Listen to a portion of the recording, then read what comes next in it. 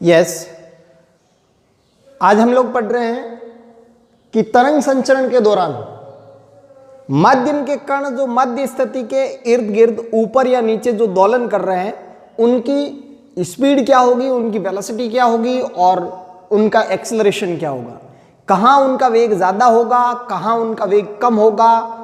और क्या उसका व्यंजक होगा, उसकी हम लोग बात कर रहे हैं। तो तरंग संचरण के दौरान गति कर रहे माध्यम के किसी भी स्थिति पर किसी भी समय t पर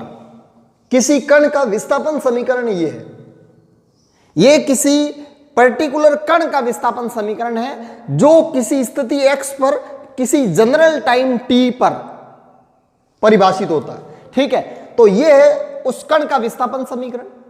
अब इस विस्थापन समीकरण से हम लोगों को वेग निकालना है, तो कण के विस्थापन समीकरण का, विस्थापन का अगर समय के सापेक्ष अवकलन करेंगे तो क्या आएगा, वेग आएगा। तो इसका अच्छा, ये जो राशि है विस्थापन वो दो वेरिएबल पे डिपेंड कर रही है, टाइम एंड एक्स। तो हम लोगों को टाइम एंड एक्स दो राशियां जिनके सापेक्ष अकेला y डिपेंड कर रहा है, तो हमें यहां पे x को कांस्टेंट मानते हुए सिर्फ y को t के रेस्पेक्ट में, बिकॉज हम लोग देखते हैं कि जैसे मान लो ये मीडियम है, इस मीडियम के अंदर तरंग अगर इधर जा रही है, ये तरंग है, इस तरफ अगर तरंग जा रही है तो मीडियम के पार्टिकल यहां ऐसे गति करेंगे, ऐसे ऊपर या नीचे। अब माध्यम के कण है वो ऐसे गति करेंगे, तो ये स्थिति x तो क्या होगी, नियत होगी। और हम लोग देख रहे हैं t बराबर 0 पर पार्टिकल यहां था, t बराबर 1 सेकंड पर यहां गया, 2 सेकंड पर यहां गया, वापस यहां आया, फिर ऐसे आया, फिर ऐसे आया, फिर ऐसे आया। तो अगर हमें इस माध्यम के कणों के वेग के बारे में बात करनी है तो हमें स्थिति x को नियत कर देना है। किसी भी x बराबर 2 पर, x बराबर 3 पर, x बराबर 4 पर किसी भी पार्टिकल के लिए अगर हम लोगों को वेलोसिटी कैलकुलेट करनी है तो x को हम लोग नियत कर देंगे। तो इस समीकरण में t और x दोनों वेरिएबल है, और दोनों वेरिएबल है उनमें से अगर मैं x नियत कर दूं या x को मैं फिक्स कर दूं कहीं, तो t वेरिएबल रहेगा। तो y का t के रेस्पेक्ट में अगर मैं अवकलन करूं वो आंशिक अवकलन होगा, और वो आंशिक अवकलन इस पर्टिकुलर कण की, जो x बराबर नियत पर कोई कण है, उसकी चाल को व्यक्त करेगा। तो यहां पे y का आंशिक अवकलन, y का समय के सापेक्ष आंशिक अवकलन,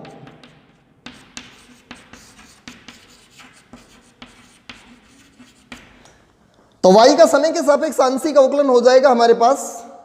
del y by D T, del y by del T, that is equal to a sine का अवकलन कॉस ओमेगा टी माइनस के x plus 5। Chain rule use करेंगे, तो यहां पे ओमेगा टी माइनस के एक्स प्लस 5 का फिर से मैं अवकलन करूं तो ओमेगा टी का ओमेगा, के कांस्टेंट है और x हम लोगों ने यहां पे पर्टिकुलर इस प्रॉब्लम में नियत मान लिया, तो के एक्स का 0 और 5 प्रारंभिक कला कौन है तो वो भी नियत है, तो उसका भी 0, तो सिर्फ यहां ओमेगा आएगा। तो यहां से यह आएगा a omega cos omega T minus के एक्स प्लस 5। ये पार्टिकल की वेलोसिटी है del y by del T, that is vp, velocity of particle. ठीक है, तो यहां पे velocity of particle that is equal to this. अब हम लोग इसकी मैक्सिमम वेलोसिटी निकालना चाहें, पार्टिकल का अधिकतम वेग निकालना चाहें, तो पार्टिकल के अधिकतम वेग के लिए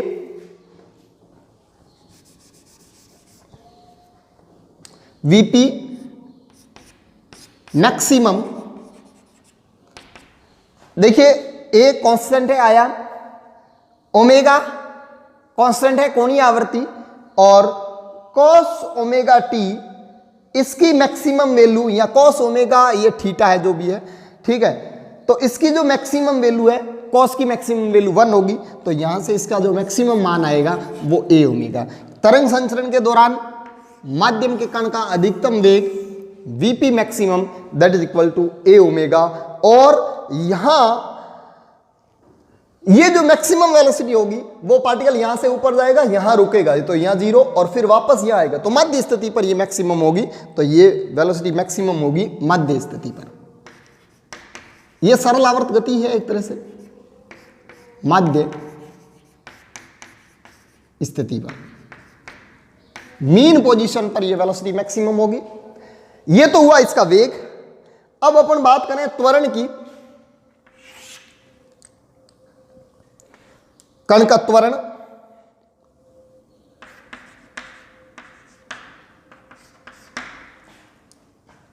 त्वरण A is equal to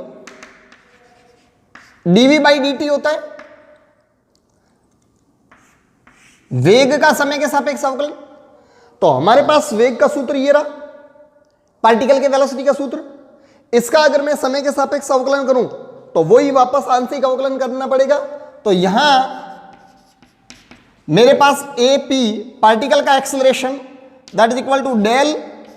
Vp upon del T, यानी वेग का समय के सापेक्ष यहां आंशिक अवकलन अगर करेंगे तो यहां से जो AP आएगा, AP, इस समीकरण का आंशिक अवकलन करना है। तो ये A ओमेगा तो कांस्टेंट है, A ओमेगा, फिर कॉस का अवकलन माइनस साइन, तो यहां पे minus sine omega T minus के एक्स प्लस 5, और फिर इसके अंदर वाले का पूरा अवकलन, तो यहां सिर्फ ओमेगा आएगा, और यहां से ओमेगा आगे ले ले, माइनस आगे ले ले, तो यहां से आपका AP आएगा, पार्टिकल का एक्सेलरेशन आएगा AP is equal to minus A omega square, minus A omega square sign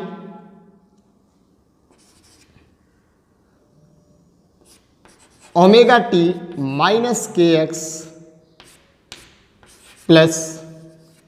5। ये पार्टिकल का एक्सेलरेशन का समीकरण आया। अब मैं अगर मैक्सिमम एक्सेलरेशन की बात करूं तो AP that is equal to ये माइनस और इसकी value maximum 1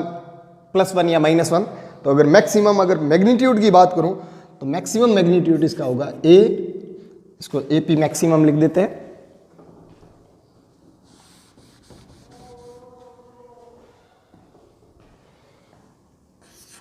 AP maximum is equal to A omega square. ये इसका मैक्सिमम मैग्नीट्यूड हुआ। यस, अब हम लोग बात कर रहे हैं कि तरंग संचरण में माध्यम के कणों की चाल, ये जो माध्यम के कण ऐसे ऊपर नीचे गति कर रहे हैं ऐसे, इनकी चाल और तरंग की चाल में रिलेशन क्या है। तरंग अगर इधर ट्रांसफर हो रही है, माध्यम के कण संचरण की दिशा के लंबवत ऐसे गति कर रहे हैं, ये एक अनुप्रस्थ तरंग है, ठीक है। तो यहां ये जो तरंग दिखाई गई है ये धनात्मक एक्स अक्ष की ओर जा रही है, ये एक्स अक्ष है और ये वाई अक्ष है, ठीक है, और इधर की तरफ समय भी बढ़ रहा है, ठीक है, तो ये टाइम। अब इस तरंग की जो विस्थापन समीकरण है वो ये है, ये माध्यम के कणों का विस्थापन है किसी समय t पर किसी स्थिति x पर, ठीक है। अब इस समीकरण की मैं बात करूं या इस तरंग की मैं बात करूं, अगर मैं टाइम और x दोनों को चलते हुए देखूं तो ये तरंग मुझे दिखाई देगी ऐसी, जैसे पानी के अंदर आप पत्थर गिराते हो और उसके बाद में पानी जो ऐसे चलता हुआ दिखाई देता है, उसमें वो जो कणों के जो फ्लो की जो पोजीशन है वो भी आपको गति करती हुई दिखाई देती है और उसमें तरंग भी आपको ऐसे आगे बढ़ती हुई दिखाई देती है। तो अगर आप समय t और स्थिति x दोनों को वेरी कर रहे हैं तो आपको वो पूरी की पूरी तरंग ऐसे चलती हुई दिखाई देगी। आप अगर स्थिति को फिक्स कर देते हो किसी तरंग में, अगर यहां स्थिति ये जैसे x बराबर ये,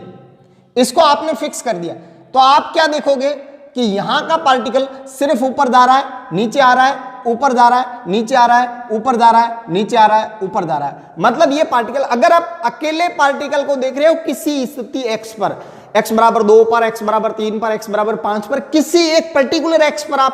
पर्टिकुलर एक पार्टिकल को देख रहे हो, तो वो पार्टिकल आपको सरलावर्त गति करता हुआ दिखाई देगा, आपको तरंग दिखेगी नहीं। आप सिर्फ और सिर्फ एक पार्टिकल पे कंसंट्रेट रहते हो तो सिर्फ वो पार्टिकल ऊपर जाएगा, नीचे आएगा, ऊपर जाएगा, नीचे आएगा, ऊपर जाएगा, नीचे आएगा। जैसे मान लो मैं आप कहूंगा कि यहाँ एक डोरी बंधी हुई है और डोरी में ये वाला पार्टिकल, यहाँ पे आप कोई डिफरेंट कलर का कलर कर दो उस पार्टिकल के ऊपर, और फिर डोरी को आप ऐसे तरंग बनाओ इस डोरी के अंदर, तो आप क्या देखोगे कि डोरी के अंदर ऐसे कुछ विक्षोभ ऐसे आगे की तरफ जा रहा है, डिस्टर्बेंस आगे की तरफ जा रहा है। तो आपको एक दृश्य आप देखोगे तो आपको लगेगा कि डोरी में ऐसा कुछ है, वो आगे जा रहा है, यानी आपको ऐसा लगेगा कि डोरी ऐसे बढ़ती हुई ऐसे आगे जा रही है, जबकि डोरी कहीं नहीं जा रही है। आप उस डोरी के उस पार्टिकल को डिफरेंट कलर दे करके यहाँ पे आप देखोगे तो वो डोरी जब ऐसे ऐसे ऐसे ऐसे करती हुई आगे जाएगी ना, तो आपको लगेगा कि ये पार्टिकल सिर्फ ऊपर गया, नीचे आया, ऊपर गया, नीचे आया, ऊपर गया, नीचे आया, ऊपर गया, नीचे आया, बस ये यहीं गति करेगा। तो आप सिंगल किसी स्थिति x पर आप पार्टिकल को देख रहे हो तो वो पार्टिकल सिर्फ और सिर्फ सिंपल हार्मोनिक मोशन करता हुआ दिखाई देगा। और आप अगर टाइम को रोक लेते हो, जैसे अभी एक वीडियो के अंदर आप तरंग देख रहे हो, किसी पर्टिकुलर वीडियो में तरंग देख रहे हो, आपको तरंग ऐसे जाती हुई दिखाई देगी, और वहां पे आप यहां पे इस पार्टिकल को या उस टाइम को रोक लेते हो, उस वीडियो को पॉज कर लेते हो। वीडियो को पॉज करोगे तो आप क्या देखोगे, आपको एक सिर्फ ऐसा एक फोटो दिखाई देगा, तरंग नहीं दिखेगी, आपको ऐसे एक कर्व दिखाई देगा, एक वक्र दिखाई देगा। तो आप अगर समय को रोकते हो तो आपको तरंग नहीं बल्कि एक वक्र दिखाई देता है, और आप अगर स्थिति को रोकते हो और समय को चालू रखते हो तो आपको एक सिंपल हार्मोनिक मोशन दिखाई देगा। तो यहां पे इस तरंग की समीकरण में मैं दो तरह से इसको एनालाइज करता हूं। एक एनालिसिस करता हूं इसका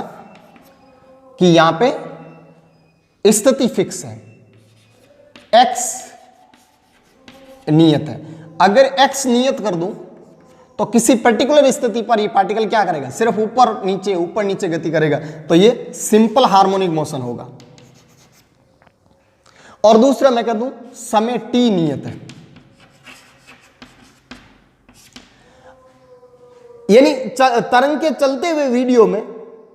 आप अचानक से समय को रोक लेते हो। वैसे डेली लाइफ में समय को रोकना मुश्किल है, आप अगर पत्थर गिरा करके वो जो तरंग बन रही है उसमें समय को रोक करके देखना चाहो तो वो पॉसिबल नहीं है। लेकिन आप वीडियो के अंदर एक तरंग देख रहे हो और उस तरंग में वीडियो को पॉज कर देते हो तो आपका वीडियो आगे चल नहीं रहा, इसका मतलब समय रुक गया। जैसे मान लो 2.3 सेकंड पर अगर वो रुका है मान लो, तो वो वहां रुक गया, और वहां रुक गया तो अब आप क्या देखोगे कि आपको तरंग का जैसा आपने फोटो उस समय देखा था वो सिर्फ तरंग का एक फोटो दिखेगा, और फोटो में तरंग ऐसे होगी, तो ये हमारे लिए क्या एक वक्र है। ठीक है, तो हम लोग अगर समय को रोक लेते हो तो हमें y और x में, ये y है और ये इस तरफ x है, तो y और x में एक वक्र दिखाई देगा, वक्र कर्व।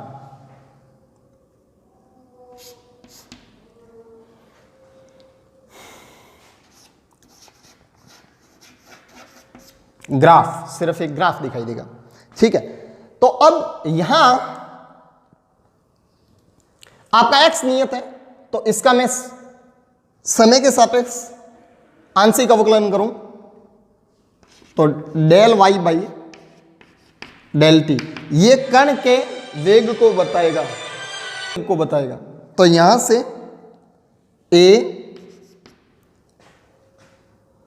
और इसका अवकलन साइन का कोस ओमेगा टी माइनस के एक्स प्लस 5, और फिर इसका आगे करेंगे तो ओमेगा टी का ओमेगा, के एक्स का 0, फाई का 0, तो यहां से ये आएगा A omega cos omega T minus के एक्स प्लस 5। ये कण का वेग है, वेलोसिटी ऑफ पार्टिकल। अब इधर मेरे को ये वक्र मिलेगा, t फिक्स है, तो y और x में वक्र मिलेगा, और y और x में वक्र में y का मैं,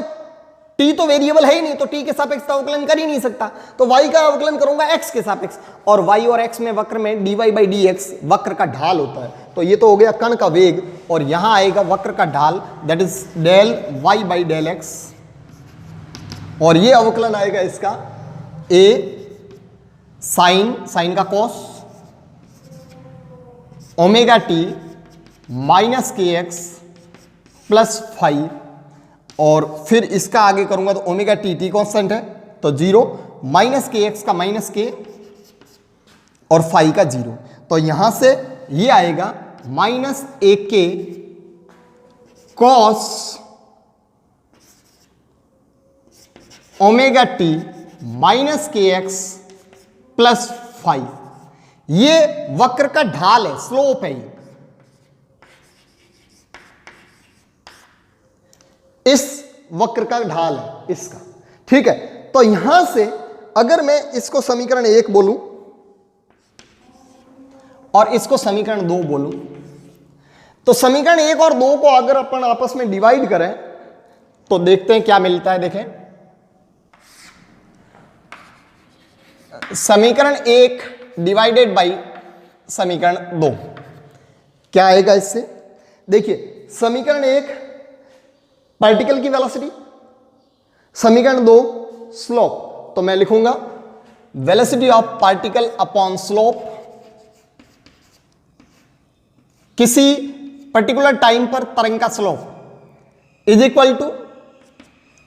इधर की तरफ A omega cos omega T minus के एक्स प्लस 5 अपॉन माइनस ए K cos omega T minus के एक्स प्लस 5। और यहां से आप देखोगे ये कॉस और ये कॉस एग्जैक्टली सेम है, तो यहां से एक और कटेगा, ये ए से ए कैंसिल हो गया, तो यहां से आपके पास आया velocity of particle is upon slope of wave at any time that is equal to omega upon k minus में, और ओमेगा अपॉन के तरंग चाल है, तरंग की चाल। तो फाइनली हमारे पास पार्टिकल की velocity that is equal to तरंग की चाल इनटू स्लोप। तो फाइनली हमारे पास रिलेशन आया velocity of particle that is equal to minus of velocity of wave into slope. ये फाइनल रिलेशन आया कण के वेग और तरंग के चाल के मध्य। अब आप समझें, एक तरंग मेरी इधर जा रही है, इस डायरेक्शन को मैं पॉजिटिव और इस डायरेक्शन को मैं नेगेटिव मानूंगा। कण का वेग ऊपर की तरफ है तो पॉजिटिव और कण का वेग नीचे की तरफ है तो नेगेटिव। अब हमें देखना है कि आपको कोई पूछे कि यहां पे 4 पॉइंट है ए बी सी डी इस तरंग के ऊपर, ये रहा पॉइंट ए, ये रहा कण बी, ये रहा कण सी, ये रहा कण डी, ये ए, ये बी, ये सी, ये डी और ये ई। आपको बोला जाए कि एक तरंग धनात्मक एक्स अक्ष की ओर संचरित हो रही है और उस तरंग के अंदर ये पार्टिकल है ए बी सी डी। आपको बताना है ये पार्टिकल किधर किधर जा रहे हैं। तो हमें ये देखना है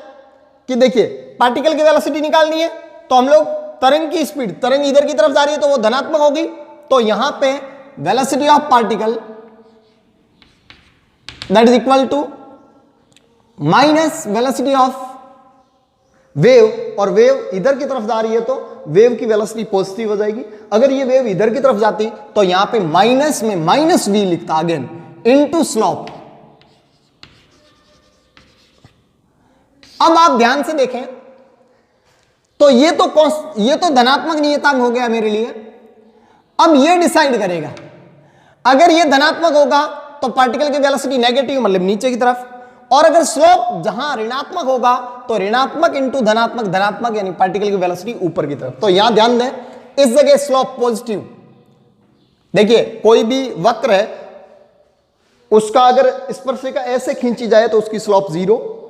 यहां तक स्लोप ये धनात्मक स्लोप, ये वाली स्लोप इंफिनिटी, और अगर कोई ऐसे स्पर्शरेखा खींची जाए ऐसे तो ये वाली स्लोप नेगेटिव होगी। तो यहां पे ये स्पर्शरेखा ऐसे होगी तो स्लोप पॉजिटिव, यहां पे स्लोप 0 यहां पे स्लोप नेगेटिव, यहां पे स्लोप 0 और यहां पे स्लोप पॉजिटिव। तो यहां देखना इस वाले पार्टिकल की स्लोप पॉजिटिव है, तो ये वाली पॉजिटिव पॉजिटिव और ये नेगेटिव, तो अल्टीमेट पार्टिकल की वेलोसिटी नेगेटिव आएगी, नहीं यानी कि ये वाला पार्टिकल ऐसे नीचे की तरफ आएगा, मध्य स्थिति की ओर गति करेगा।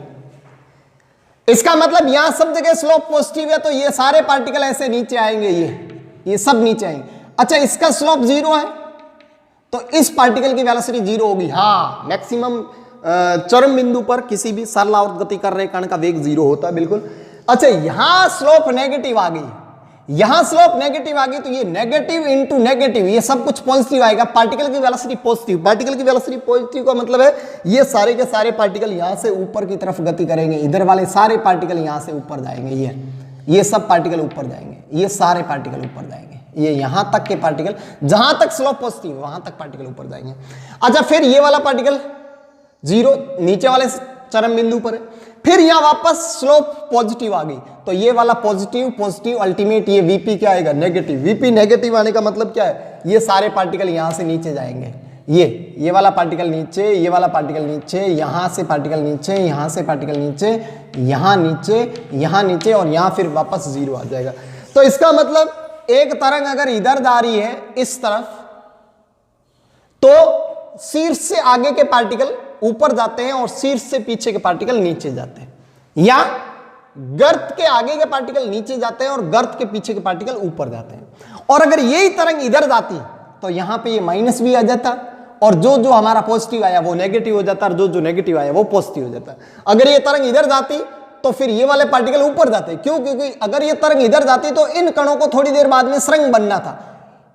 और ये सुरंग बनने के लिए ऊपर जाते, और ये इधर आता, ये तो इन पार्टिकल्स को क्या होता, थोड़ी देर बाद में गर्त बनना था, तो ये वाले पार्टिकल ऐसे नीचे आएंगे और गर्त बनेंगे, और फिर सुरंग यहां से यहां आएगा तो ये वाले पार्टिकल सुरंग बनेंगे, फिर यहां आएगा तो ये वाले पार्टिकल सुरंग बनेंगे। तो अगर ये तरंग इधर जाएगी तो इधर वाले पार्टिकल ऊपर जाएंगे और इधर वाले पार्टिकल नीचे जाएंगे गर्त बनने के लिए, क्योंकि ये सुरंग है वो बन चुके थे पहले से, ठीक है। तो अगर कोई तरंग इधर जा रही है तो ये सारे पार्टिकल्स ऊपर और ये सारे पार्टिकल्स नीचे, मतलब तरंग अगर धनात्मक एक्स अक्ष की तरफ जा रही है तो सुरंग से आगे वाले पार्टिकल ऊपर और सुरंग से पीछे वाले पार्टिकल नीचे, और तरंग अगर ऋणात्मक एक्स अक्ष की तरफ जा रही है तो सुरंग से, अब यहां पे ये ध्यान हमेशा रखना, तरंग जिधर जा रही है, तरंग जिधर जा रही है वो वाले पार्टिकल होंगे आगे वाले। तो अगर ये तरंग इधर जा रही है तो सुरंग से आगे वाले पार्टिकल ये हुए, तरंग इधर जा रही है तो ये ऊपर जाएंगे और ये नीचे जाएंगे। अगर ये तरंग इधर जा रही है तो फिर इस तरफ सुरंग से आगे ये हुए तो ये ऊपर जाएंगे। तो सुरंग के आगे वाले पार्टिकल गति की दिशा में हमेशा ऊपर जाएंगे और सुरंग से पीछे वाले पार्टिकल हमेशा नीचे जाएंगे, ये बात हमेशा ध्यान रखनी है। और गर्त में इसका उल्टा होगा। यस, हम लोग बात कर रहे हैं किसी तरंग की अवकल समीकरण के बारे में, ठीक है, जो अवकलन के फॉर्मेट में होगी। अब हमारे पास तरंग की विस्थापन समीकरण ये होती है। अब इसको हम लोग दो तरीके से अवकलित करते हैं, एक आंशिक रूप से समय के सापेक्ष और एक आंशिक रूप से स्थिति x के सापेक्ष, ठीक है। तो मैं इसका एक अवकलन करता हूं, del y by del t,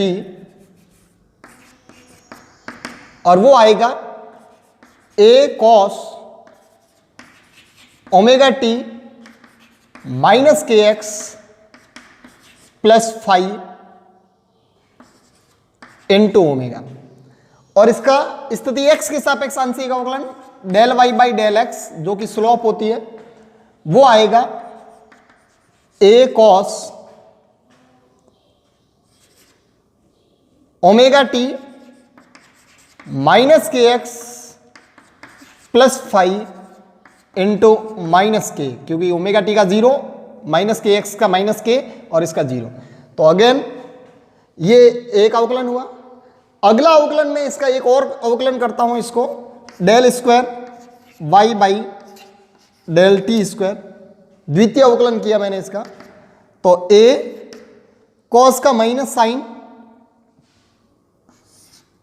minus sign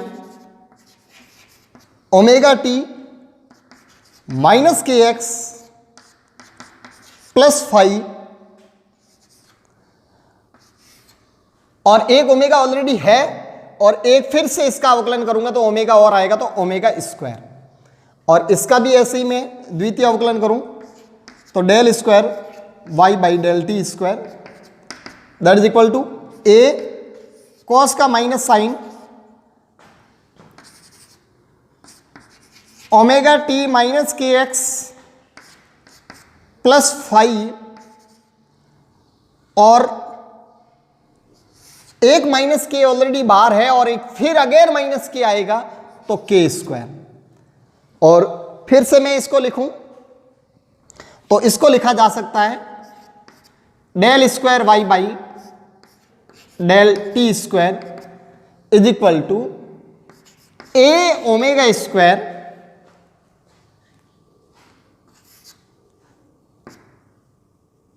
और ये माइनस भी बाहर ले लूं मैं